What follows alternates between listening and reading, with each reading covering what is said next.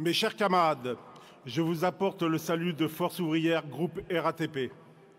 Nous avons décidé de nous regrouper sous l'étiquette de la Confédération de Force ouvrière, tout simplement parce que nous avons été séduits par le discours, les actions de ce syndicat national qui a su entendre et soutenir les salariés, notamment ceux et celles de la RATP, dans leur action illimitée lors du conflit des retraites. Nous avons trouvé face à nous une organisation responsable, efficace et tenace sur les dossiers, mais également très combative dans le rapport de force. C'est parce que nous partageons ces valeurs et cet attachement vis-à-vis de nos collègues. C'est aussi parce que nous avions le souhait qu'ensemble, nous ferons les choix essentiels pour construire un syndicalisme plus équitable, plus performant et durable au service des salariés. Il y a donc un peu plus d'un an, nous avons fixé le cap de notre action, reconstruire l'avenir de FO au sein de la RATP. Cette ambition a stimulé notre motivation, déjà bien présente, pour relever le défi d'une organisation syndicale proche de ses agents, au service de ses adhérents et en soutien de tous ses militants. C'est bien dans cette logique, par nos actions, par nos prises de position sans concession, par nos engagements pleinement assumés, par nos résultats concrets pour les salariés, que nous nous sommes démarqués et avons conforté notre vision d'un syndicalisme moderne de terrain. Alors oui, c'est avec une très grande fierté que nous avons endossé en fin d'année dernière cet habit de deuxième organisation syndicale de la RATP. Notre stratégie commune permet aujourd'hui de mieux défendre les intérêts des salariés. Je veux saluer l'important travail réalisé par l'équipe dirigeante. À cette occasion, je remercie Yves Verrier, Patrice Clos, Gabriel Gaudy, Frédéric Souillot et toutes leurs équipes qui ont répondu présent pour assurer le succès de cette élection. Merci encore pour votre aide et votre participation active. Cette représentativité très forte à la RATP, elle vous appartient, c'est aussi votre victoire. Elle permet à Force ouvrière d'être une organisation reconnue et respectée au sein de la RATP. Cette situation nous amène à plus de responsabilités et nous oblige à réfléchir ensemble pour affermir la cohérence de nos actions et affirmer notre détermination. Ce congrès doit marquer une étape importante dans notre construction revendicative. Nos témoignages, nos analyses, notre expérience sur le terrain ont mis en lumière toute la complexité dans laquelle se trouvent aujourd'hui les salariés et par voie de conséquence notre organisation syndicale. La participation de nombreux délégués est un exemple qui confirme notre capacité collective à rebondir. Cela donne notre confiance pour l'avenir.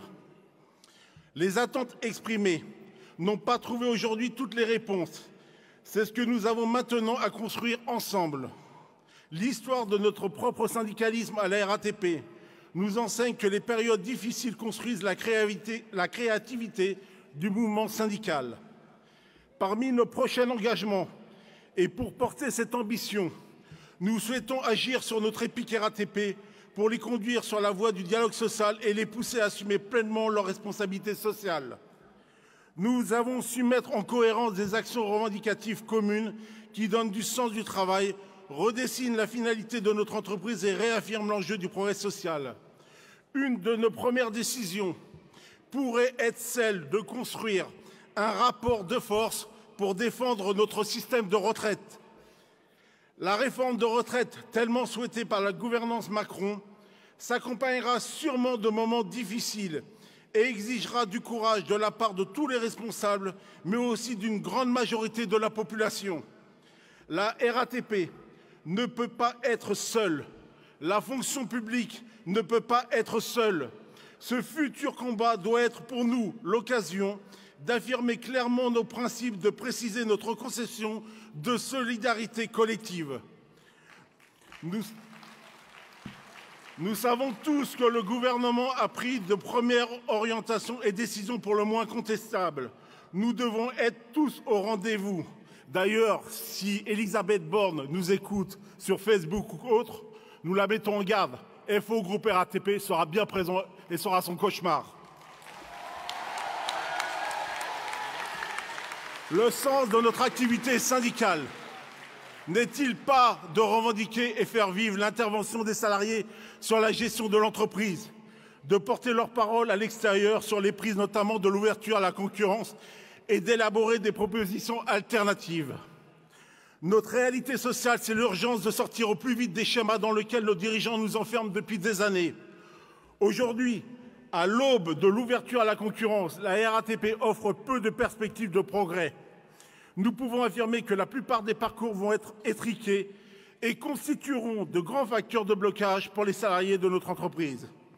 Ce fait social constitue la manifestation la plus brutale et la plus nette d'un sentiment d'inquiétude qui atteint à des degrés divers une large majorité de nos collègues. On ne peut pas accepter que nos conditions de travail soient sacrifiées sur l'autel du dumping social. Quand l'étiage est déjà très engagé et que la situation pour l'exploitation, le tertiaire, les ateliers de la maintenance sont de plus en plus insupportables, nous ne pouvons pas accepter que ce gouvernement et ses acolytes rendent encore plus pénible notre vie au travail. Tout cela ne tient pas la route. Tout cela est pathétique et dangereux pour nous, mais aussi pour l'avenir de nos enfants. Avec ces transformations, il n'est pas non plus besoin de refaire le constat sur les graves dangers qui pèsent sur notre protection sociale. C'est un bien commun issu de lutte. Permettre à des salariés et à leurs familles de vivre malgré la maladie et assurer des revenus ne sont pas négociables. Notre régime de particulier d'assurance maladie est indissociable de notre statut. La défense de notre modèle social doit nous réunir.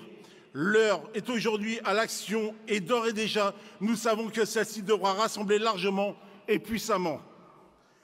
La limitation des hausses de salaire, des grilles de rémunération conclure, mon camarade, qui ne maintiennent pas le pouvoir d'achat alors que les bénéfices explosent doit être un des éléments forts de ce congrès qui légitime notre exigence d'un rééquilibrage en faveur des salariés. L'augmentation des salariés est une revendication clé dans cette période inflationniste qui nous permettra d'affronter les difficultés que nous rencontrons aujourd'hui. Nous devons débattre et proposer une réponse. Celle de la RATP est sans appel. Elle pousse ses salariés à l'individualisme. Notre mission sera de rappeler à ce gouvernement qu'à aucun moment il a recueilli le soutien massif et explicite des Français pour mettre en œuvre ces différentes réformes. Finalement, la vraie question qui reste et restera posée est la suivante. Comment, face à la volonté du gouvernement de diviser tous les salariés, allons-nous nous organiser? Allons-nous pouvoir nous rassembler? Aujourd'hui, je l'affirme devant vous, la question de l'unité syndicale ne doit pas susciter de débat. Elle est primordiale au moment où nous entrons dans un tournant social. Notre conception d'un syndicalisme rassemblé est et sera notre seul atout.